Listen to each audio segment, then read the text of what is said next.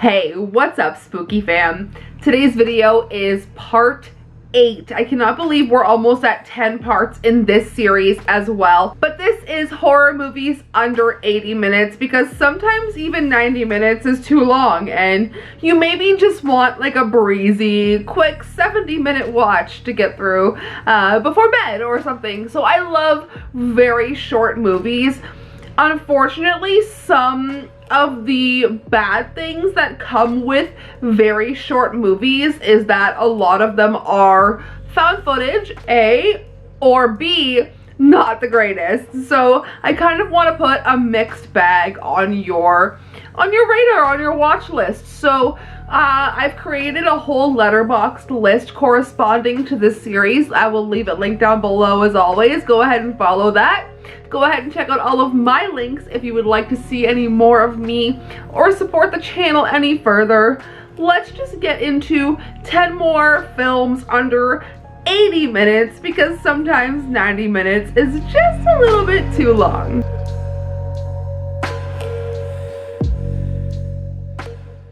At number 10, coming in at 79 minutes, just under, from 2020, this film is called Bleed With Me. During a winter getaway at an isolated cabin, a self-destructive young woman becomes convinced that her best friend is stealing her blood.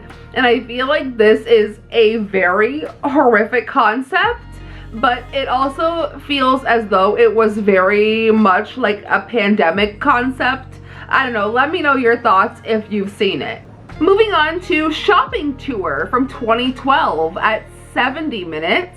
A group of Russian tourists go on a shopping spree in neighboring Finland, only to be attacked by Finnish cannibals. And this is found footage, but I am a huge fan of cannibalistic films. Cannibalistic humanoid underground dwellers. I don't know, as a subgenre that I enjoy, so figured I would put that on the list. Moving on to one that I am shocked and appalled I have not talked about in this series, and that is the Slumber Party Massacre from 1982. At 77 minutes, a high school girl is left at home by her parents and decides to have a slumber party, naturally.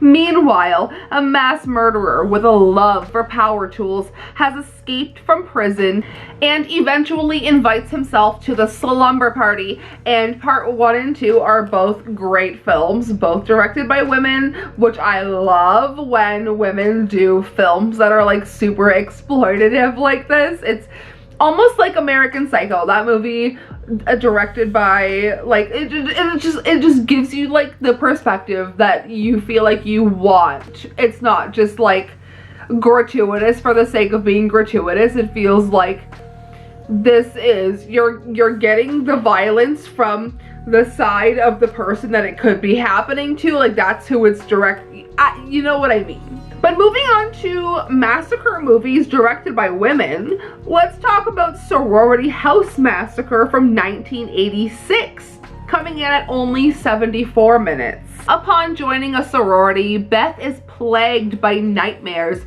of a knife-wielding killer when her past comes back to haunt her. And in my opinion, I am more of I like my massacres either in Texas or Slumber Party. I thought this movie was incredibly dull, but I've mentioned before that I'm just like trying to watch every 80s movie, every 80s horror movie humanly possible, and that fits into that. Alrighty, almost halfway done here. Let's talk about Harvest Lake from 2016 at 75 minutes. 5 friends fall under the seductive influence of an otherworldly presence that threatens to change their lives forever. And I feel like this we probably have seen this done before. Just another one that I wanted to put on your radar. But this next film, at number 5, we have a film called Kill Your Lover. And I don't believe it's out yet. I've been following the Instagram, but like I want you guys to kind of like get ready for this film. This is from 2023, it says. but it comes in at 77 minutes when Dakota tries to break off her toxic relationship with Axel. It starts transforming him to a monstrous creature. And I love that it is a husband-wife duo. As someone who is literally a husband-wife duo who do everything together, Alex and I love seeing that. And I love seeing projects put out by a duo like that. If I am not mistaken, this next one is found footage, and this is The Coffin footage from 2016, coming in at 71 minutes. A young man slowly realizes that he has become the chosen target of an ominous supernatural presence. As he scrambles to stop it, he realizes there is more to this haunting than meets the eye. And this is definitely a synopsis that, like, I feel we have 100% once again.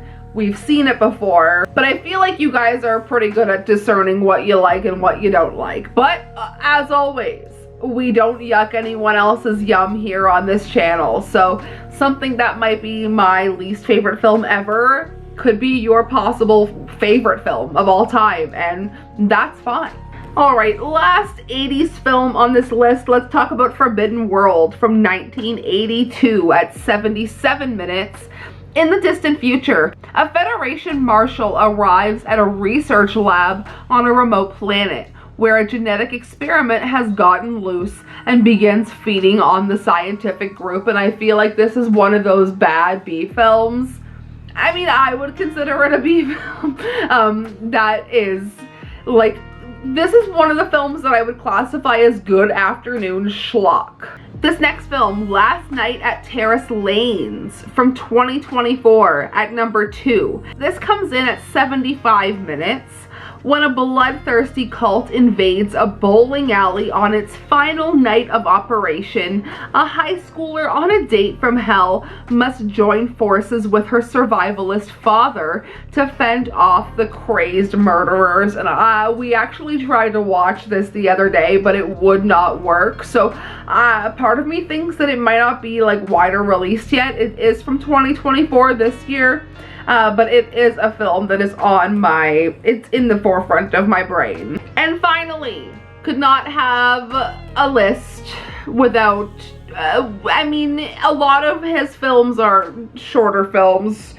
Charles Band, Full Moon Features, I love him. Let's talk about The Ginger Dead Man. At 70 minutes from 2005, an evil gingerbread man comes to life with the soul of a convicted killer and gets revenge on the girl who sent the killer to the electric chair. I am like the biggest Charles Band fan at this point. I will, like, bad CGI Gator recently is like, it was fun to watch, okay? He like will watch anything Charles Band. I've watched all Evil Bong movies, but I somehow think The Ginger Dead Man is so much fun. Like, Gary Busey is in it, and he is like on my shit list, and I still enjoy the film. So that's my list for today. That's my list for today. 10 more movies under 90 minutes, under 80 minutes, because sometimes 90 minutes is just a little bit too long. I hope that you guys found something new to put on your watch list. Check out my Letterboxd list link down below if you want to add something personally to your own watch list. And I will see you guys very, very, very soon. Sayonara, Spooky Fam.